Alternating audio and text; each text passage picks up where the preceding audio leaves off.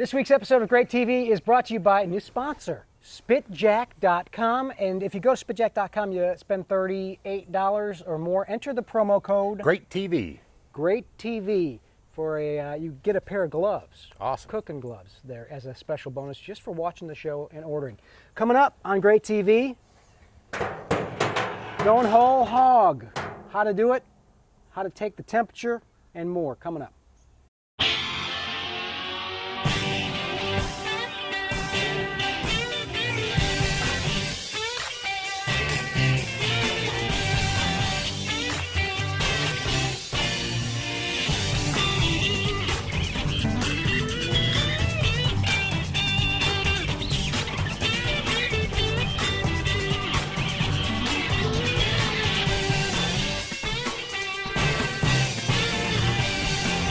From the birthplace of American barbecue, Mount Pleasant, South Carolina, actually at Point Hope United Methodist Church, as we're doing a whole hog cooking. It's GrateTV. Jack Waiboer, 3-time South Carolina state champion. I'm Bill West with barbecuetricks.com. Cheers today. Cheers. Coffee this morning. You know, I'm going to pretend like I'm having my Bud barbecue sauce. Bud barbecue sauce. So we'll have that later. All right. But it's been cooking all night. And this is what we're doing today. Just taking a look at a pig. What was the official weight on this? 105 pound. I bet it was before the head was taken off. One never knows. So how does it look, Jack? It looks beautiful. I think you guys did a great job. Stayed up all night last night cooking it, Bill? We did. We put it on about 9 o'clock. And it's, what time is it now? Early. It's about 7:45. 7:45. So here we go. I was going to start out with a question because Joe here had a question about taking the temperature. How do you, because you got a lot of different things going on with a hog. You do. How do you know what temperature is done? Well, done temperature is kind of a feel, Bill. When you put your probe in, you want to make sure that your probe slides in without resistance. Rule of thumb on a hog, it's usually right around 185, 190, 192. When you start getting up into the 200 range, you start working into a situation where things are going to start drying out on you, especially because you have to work with the loins and the hams and the shoulders, and they're all going to get done kind of at a different time. So you want to make sure that your temperature gauge slides in more or less, we call it like butter. So you get your handy dandy temperature gauge out, which is a good thing to have. This is a ThermaPen, and we enjoy ThermaPen because they're instant read. Got a good little probe on the end of it. I don't even think they make this kind anymore. I've been trying to. We have them at barbecuetricks.com, but it looks like this model sold out. They got a smaller one that's waterproof. Anyway, this is awesome. Good stuff.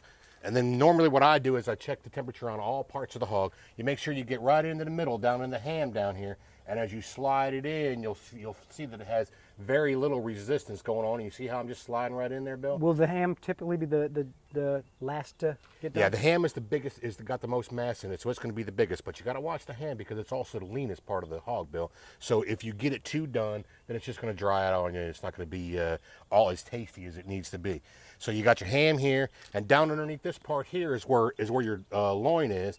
So you want to kind of find a space back in here somewhere where you can get in between the spinal cord and just slide right in like that right there.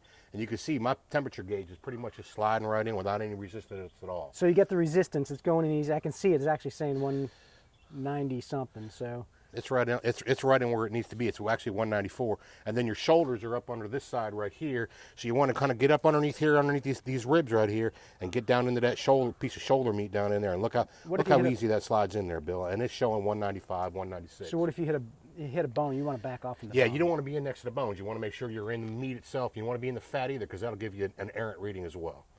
So 200 is okay though. 200 is, I would say 200 is fine. Once it gets to a situation where it's 200, let your fire fall back. Don't let it die out, but let your fire fall back a little bit to keep it warm, and then let it rest.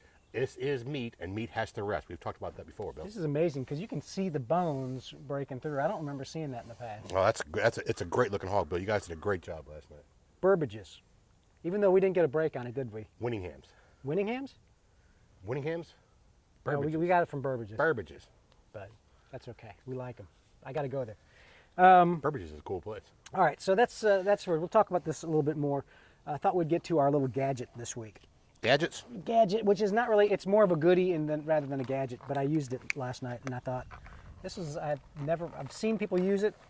our legendary charcoal fail episode where I couldn't get the charcoal lit. Well, this is the solution to that. That'll keep us Weber's from happening. got lighter cubes. They almost look like Lighter cubes. sugar cubes, but they're, I guess, just paraffin. It's paraffin. Paraffin wax. And we are, you light them up, they go and they burn real easy. Just put them under the chimney and they get cranking. So They'll spark a chimney right up, Bill. It's great stuff. I use them often. You can also use them in your bullet smoker. When you fill up your tray full of those, put 3 of those little things in there. It'll crank a bullet smoker right up. really good stuff. So not free, but like newspaper, but still pretty cheap and affordable. Weber's original lighter cubes, and a really good deal. Excellent stuff. Weber, give us a call. So where do we go from here? Now the next step, when you complete your hog, you just take it piece by piece? It all depends how you want to serve it, Bill, and all depends what's going on. The skin right now is acting kind of like a bowl of what you're doing right here. So if you want to, you can go ahead and take all the bones out and then use the skin as a bowl, and you can chop or pull or do whatever you want to do, or you can do a standard Carolina pig pick and leave it just like it is. I would take these top bones off and then let your party goers come on in and take what they want right off the pig. That's why they call it, Bill, a pig picking. Pig picking. Amazing, isn't it? They All come up right. with these things in the South. So that's it. We'll put, you can see these things will. Yeah, that's kind of a sign that it's done too. Just absolutely. When these bones will pull, this is what you really want to have. And I got to tell you, my favorite part of the hog is this little piece down here in the hock. This is where, in my opinion, where the flavor is. The ham hock. This is where the hock is. There's the hocks on all four. Well, when we ordered this, they asked, "Do we want the feet on?" Feet. I don't like feet. I like hocks, but I don't care for feet. So this is about right. Yeah, and you can see as in the size of the grill, Bill. If you had the feet on, you'd have been over top. You'd have been flowing out of the cooker. You'd have had to somehow find a way to band it up to get those feet up in the air, and then you'd be up in the top of your cooker over here. Not necessarily where you want to be. And we did everything pretty much with the Waiboer method, except for we didn't take the crown of spine off. Didn't seem to bother you too much. It seems like it's pretty well done. I figured since we weren't doing it for competition, just for kind of backyard cooking, it was okay. This is a fine looking piece of animal right here. I'm looking forward to digging in a little later on. All right, we'll do some work on it, and till next week we'll skip the secret ingredient and come up with something. Just the ingredient is a whole pig this week. Pig, and of course the Budweiser barbecue sauce. Everybody needs a little bit of that. Check out our website. It's easy to do, either barbecuetricks.com or carolinapitmasters.com. Sure, Carolina Pitmasters is a great place to be. We teach whole hog cooking in our class. And we encourage you to send us great plate pictures of whatever you cook. We'll send up one of this. For sure. And send us yours, like one of these here. Either do it via Facebook at our GrateTV website or GrateTV.com. That's it. Jack, GrateTV, Bill, GrateTV. Till next time. Hey, make sure you grill a pig and tear it up. Then eat it. Hug your mama.